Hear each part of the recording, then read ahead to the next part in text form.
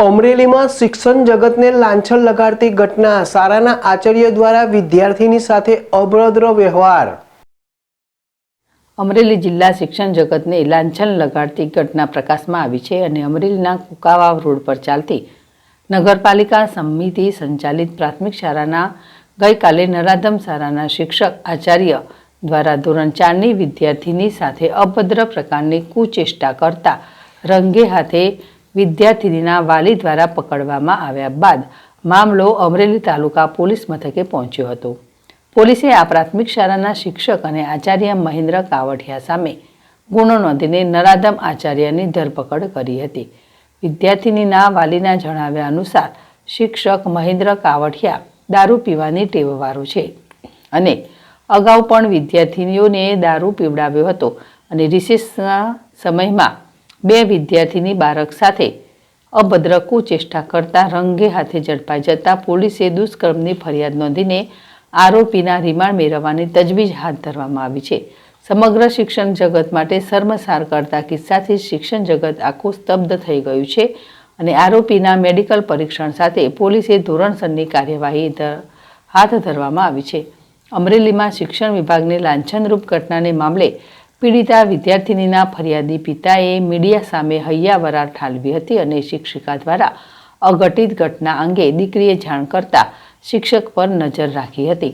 મારા પત્ની ઓફિસમાં બારણાને પાટો મારીને ખોલીને જોતા શિક્ષક દ્વારા દુર્વ્યવહાર થઈ રહ્યો હતો, ત્યારે આવા નરાધમ શિક્ષકને ફાંસીની સજા થાય અથવા કડકમાં કડક સજા થાય તેવું ફરિયાદી પિતાએ જણાવ્યું હતું। શિક્ષક થઈને આવા કૃત્યો કરે તો અન્ય દીકરીઓને ભણવા મોકલવી કે ના મોકલવી તેવો સવાલ શિક્ષણ જગત માટે શરમજનક ગણાય તેવું લાગી રહ્યું છે।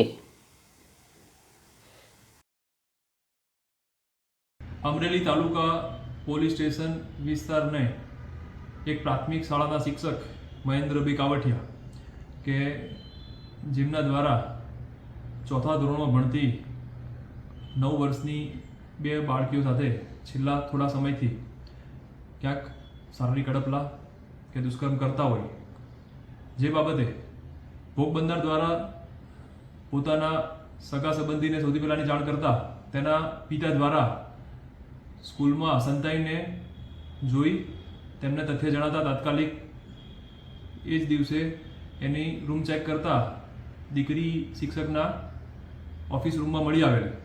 તાત્કાલિક પોલીસને જાણ કરવામાં આવી। પોલીસ સ્થળ પર પહોંચી અમરેલી રૂરલ પોલીસ સ્ટેશનમાં આ બાબતે ગુનો દાખલ કરવામાં આવેલ છે। આરોપીની ધરપકડ કરવામાં આવેલ છે।